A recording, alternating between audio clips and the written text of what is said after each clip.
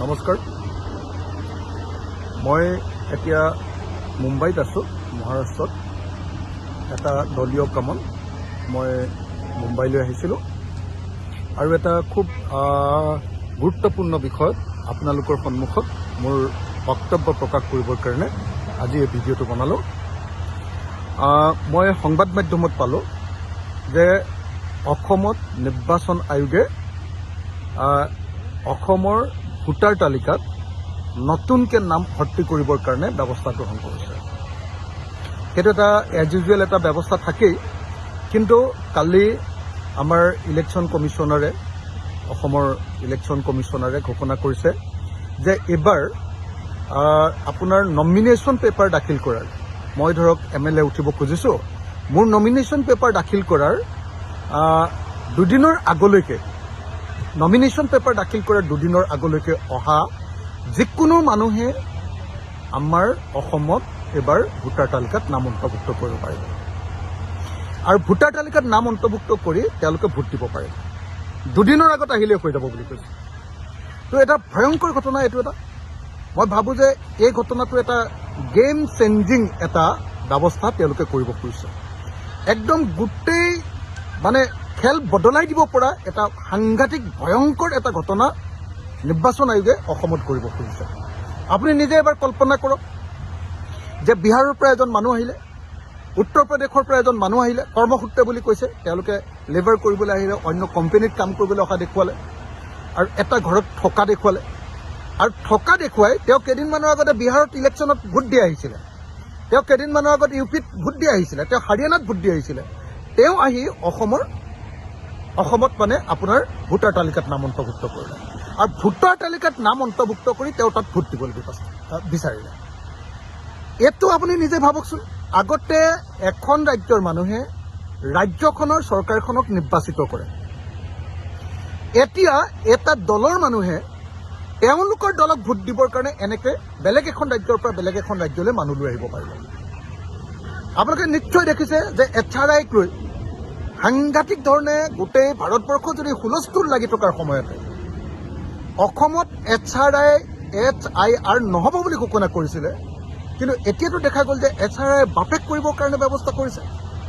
HRIতকৈ বহুত ওপৰত একদম গেম চেঞ্জিং, একেবাৰে খেল বদলাই দিব পৰা, নিৰ্বাচন সম্পূৰ্ণৰূপে বদলাই দিব পৰা যে এটা সিদ্ধান্ত ল'ব খুজিছে নিৰ্বাচন আয়োগে। এইটো এটা ভয়ংকৰ ঘটনা। ধৰক আজি উত্তৰ প্ৰদেশৰ পৰা এজন মানুহক লৈ গ'ল এটা সমষ্টিত 10,000, বিশেষকৈ টাউনত যিবিলাক থাকিব, টাউনৰ এলেকাত, গাঁৱৰ এলেকাবিলাকত মানুহে বাৰু গম পাব, কিন্তু গম পালেওতো একো কৰিব নোৱাৰিব যদিহে তেওঁৰ হাতত ভোটাৰ কাৰ্ডটো থাকে। কিন্তু যদি আপুনি ধৰক যে আজি গুৱাহাটী বা যিকোনো এখন টাউন, ধৰক মাৰ্ঘেৰিটা টাউনখন, তাত গৈ কোনোবা বাঙালী মানুহক লৈ আহিলে, কোনোবা বেংগলী মানুহক লৈ আহিলে, কোনোবা বিহাৰী মানুহক লৈ আহিলে, কোনোবা উত্তৰ প্ৰদেশৰ মানুহক লৈ আহিলে, কোনোবা হাৰিয়ানাৰ পৰা মানুহ লৈ আহিলে আৰু লৈ আহি তেওঁলোকক তাত কাম কৰিবলৈ আহিছে বুলি কৈ তাত ভোট দিবৰ কাৰণে অনুমতি দিলে। এটা সমষ্টিত 10,000 এনেকৈ যদি নতুন ভোট দিয়াই দিব পাৰে আৰু বেছি নালাগে 50টা সমষ্টিটো যদি সেইটো কাম কৰে, তেতিয়াহ'লে তেওঁলোকেতো চৰকাৰে বনাব পাৰিব। গতিকে এইটো এটা ভয়ংকৰ ঘটনা আৰু কোনোপধ্যে আমি অসমৰ মানুহে এই কথাত কেতিয়াও অনুমতি দিব নালাগে।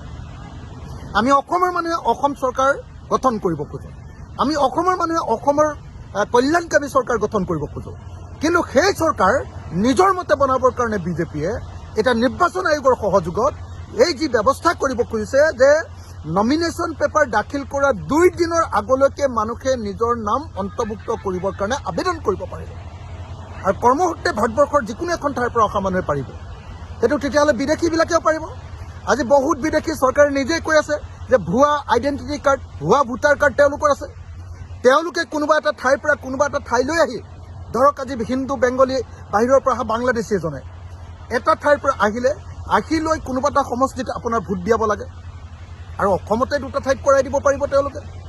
ধৰক আপাৰ আছামত ফাৰ্ষ্ট ফেজত দিয়ালে, লোৱাৰ আছামত আপোনাৰ ছেকেণ্ড ফেজত দিয়াই দিলে আৰু যদি নিৰ্বাচন আয়োগ লগত থাকে তাত সেই মানুহজনে 2বাৰ ভোট দিছে নেকি কোনে প্ৰমাণ কৰিব পাৰিব ভৱিষ্যতে? আমি কোনেও একো কৰিব নোৱাৰোঁ। সেইকাৰণে মই এই সময়ত দাবী উত্থাপন কৰিছোঁ। এইটো হ'ল ৰাইজৰ দলৰ দাবী, যে অসম চৰকাৰ আৰু ভাৰত চৰকাৰৰ ওচৰত দাবী যে কোনো পৰ্যায়ে যাতে অসমত এনেকৈ ভোটৰ তালিকা সংশোধন কৰিব নোৱাৰে, এনেকৈ শেষলৈকে যাতে কোনো পৰ্যায়ে কেতিয়াও যাতে মানুহে নাম অন্তৰ্ভুক্ত কৰি থাকিব নোৱাৰে, কৰ্মসূত্ৰে নহয় জন্মসূত্ৰে অসমত থকা মানুহেহে যে অসমত ভোটদান কৰিবলৈ পাব লাগে, এই দাবী আমি চিৰদিন কৰি আহিছোঁ। অসমৰ মানুহৰ অসম চুক্তিৰো সেই দাবী।